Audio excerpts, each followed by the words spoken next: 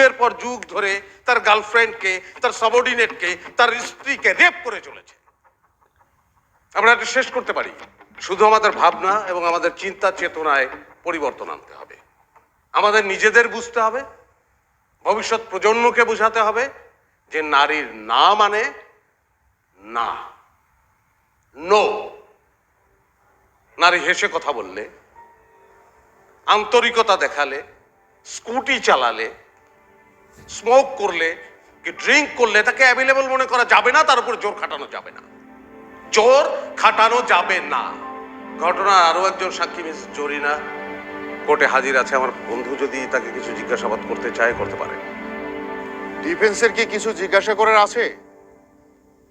Defence, বিজ্ঞ defence, আপনার দৃষ্টি আকর্ষণ করছি। আপনার কি কিছু জিজ্ঞাসা করার আছে?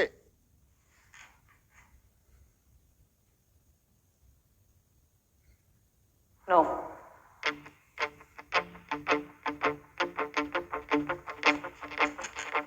অত্র মামলার সকল সাক্ষীদের জবানবন্দি বিশ্লেষণ করে এবং উভয় পক্ষের উকিলদের যুক্তিতর্ক বিশ্লেষণ করে আদালত জনাব রোমান আহসানকে দোষী সাব্যস্ত করল।